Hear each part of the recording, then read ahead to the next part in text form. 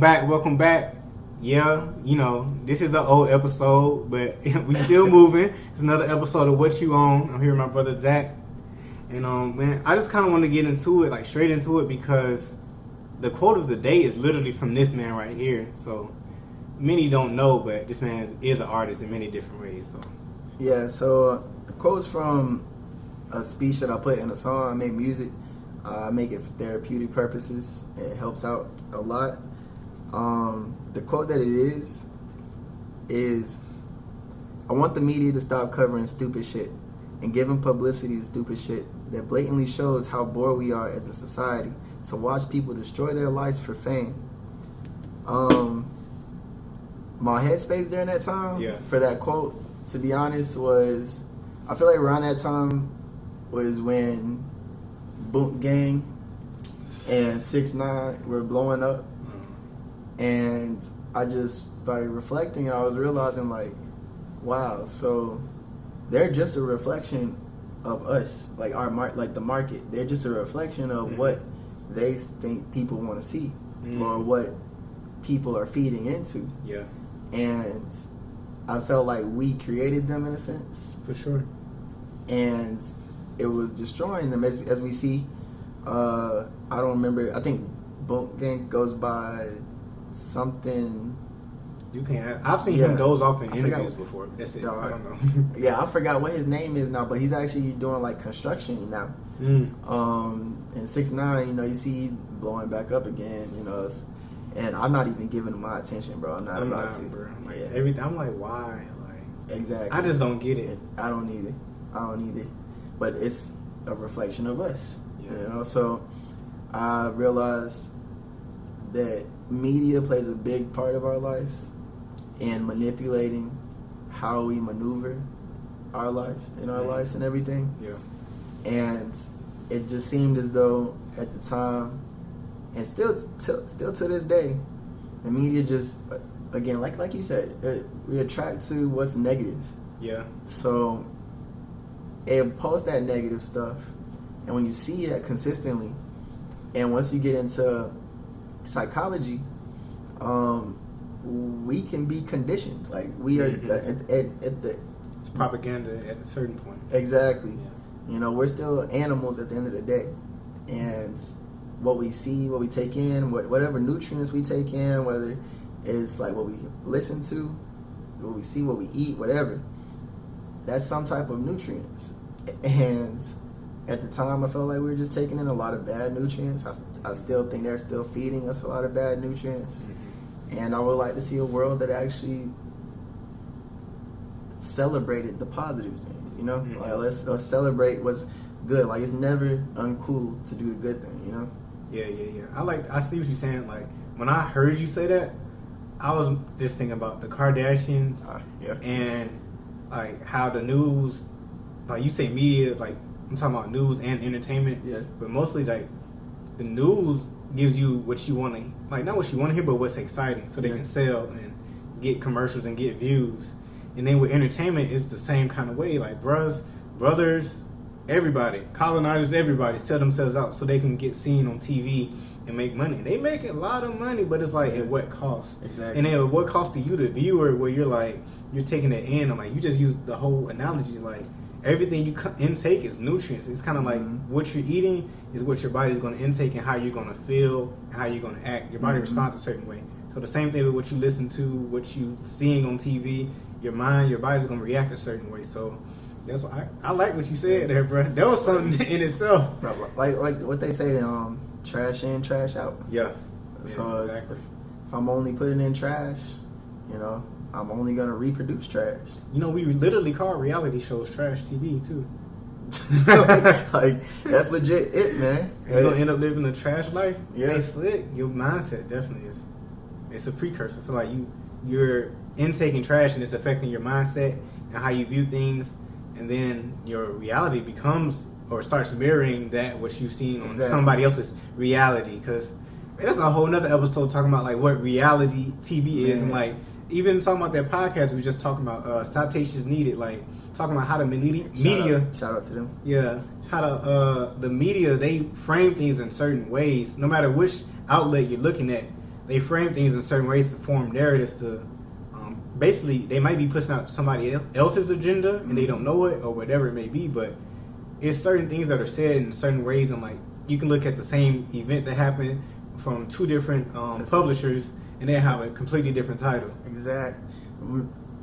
CNN, Fox. That's your easiest example. Easy. Fox News. Crazy thing is, Fox in general has a lot of black TV shows. They do. They've always had. I realized, bro, I watch Bernie Mac show like on the regular. I miss the Bernie Mac. But once that was a good show. And I miss Uncle Bernie for real. But once you get to like what they've been pushing, like for instance, Empire, that was a Fox show. So it's like, what exactly are they pushing to us? Yeah. They know who their demographic is that's going to be watching that.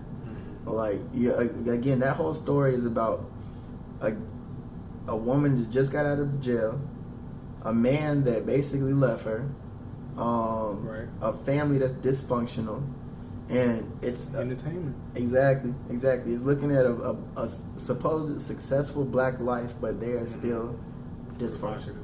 Yeah. I mean, it's just like if something's not got enough, it doesn't have enough negative stuff in it, it's not interesting enough. Exactly. So I see what you're saying there for sure. But then going back to like the whole conversation about like talking about watching other people on reality TV and just being entertained in general, I feel like it's a way to like not kind of appease yourself or relax yourself. Like it's something you do after you come home from work and you can just throw on this and da. It's the easy thing to do, man. Yeah. I know for instance, when I was a kid, I did not live in some crazy ass area where my life was really at jeopardy like that. However, watching the news, boy, like I thought by 8th grade I'd be dead. Same. I feel like you're in the same situation because like I feel like you said on the song, like I got cousins out here who really about that life. Yeah. I feel like growing up in Riverdale, bro, like it's so funny. I lived in one neighborhood and it was like up until middle school, and it was cool. Like I never really heard gunshots, and like I just knew don't get your bike stole, don't fight nobody, and 12 won't pull up. Like that's it.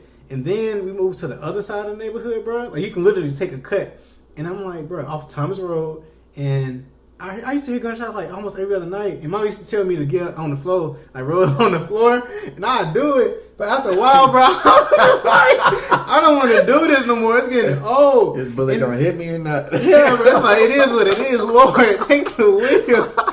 It's so funny, but it's so true. It's like you get exhausted from hearing like, and there's all this extra stuff going on. And the thing is, you don't know if it's at a distance or if it's close or whatever it is, but it's like, I mean, bro, it's just like, okay, this is what the new norm is now. Yeah. But I still didn't feel like, I never really felt completely unsafe, but at the same time, I wasn't going outside and do this.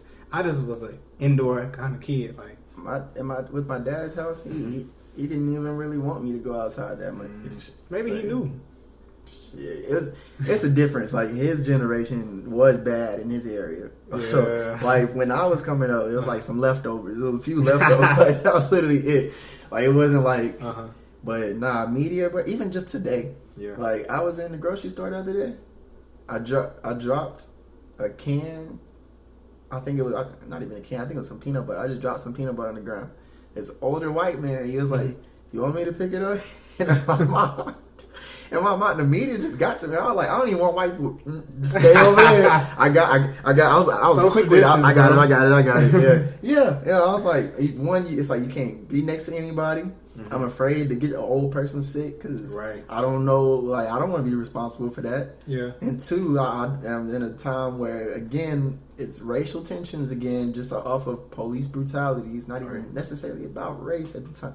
But anyway, different story. But I'm sitting there like, well, I don't know if this person's gonna flip out on me afterwards. Like, I don't know if I make a quick movement and the next thing you know, they're like, now I'm looking like I'm doing something crazy. You know, like the media definitely, I feel like it influences our perspectives whether we know it or not. Yeah. So it's like whatever you take in, like you said, nutrients is gonna change your mindset. I want to talk about this. Let me touch it before we run over and not talk about it.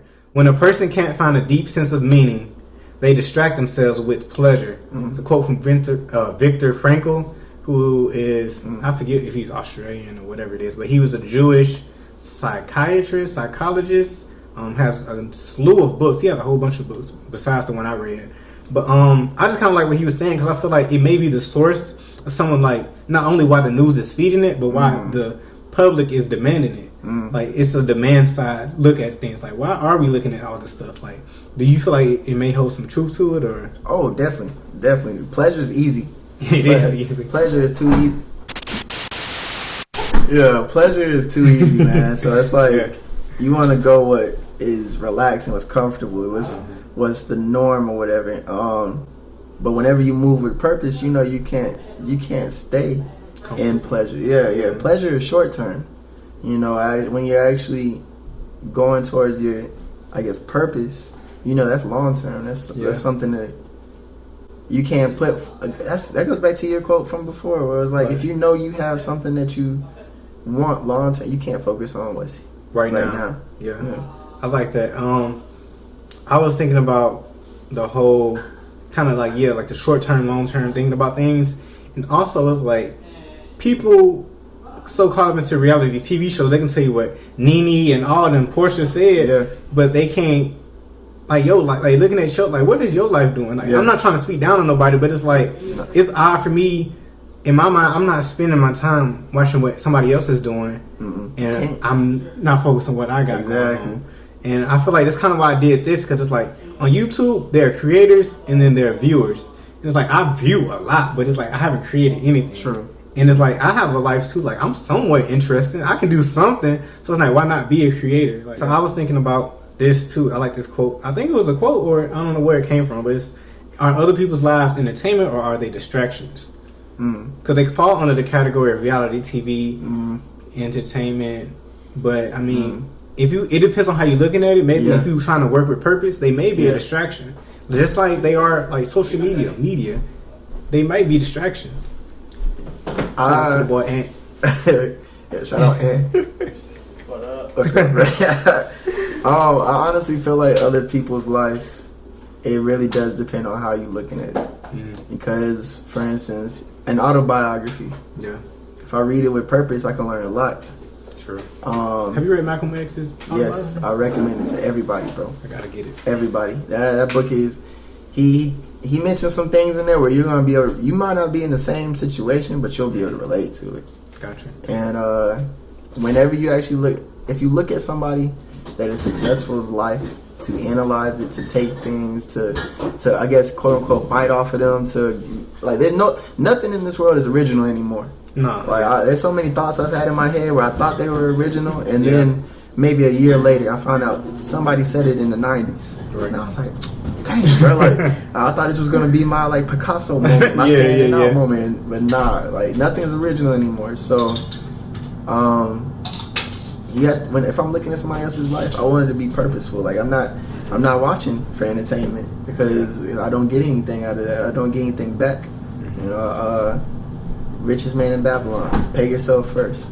So if I'm spending time looking at somebody else, then I better be paying myself first from whatever I'm taking from them when I'm watching them. Yeah. Because if I can't take anything from them, then I don't need to be looking at it.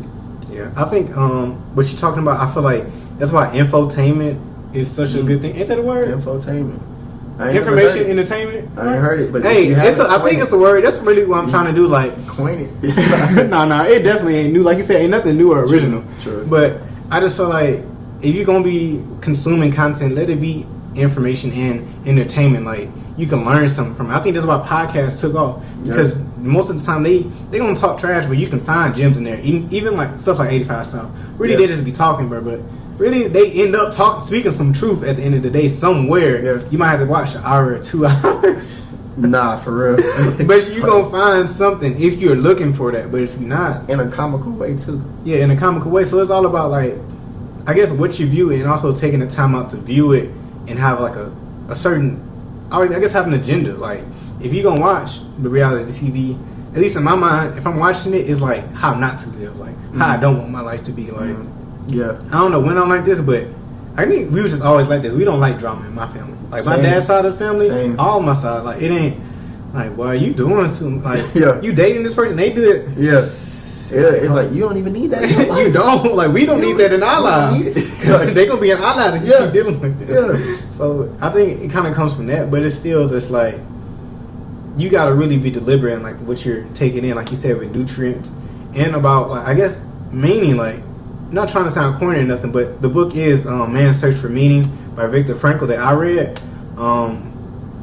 It's not the saying, oh, you gotta have this super purpose and you gotta find like real uppity about everything, like the Dalai Lama or something. But it's more so about like finding something that's bigger than yourself, possibly in everything you do, and maybe making it more than about you, like you self-improving, and necessarily about you as much as it is about the other people around you. I think that's something that we don't necessarily understand or can appreciate.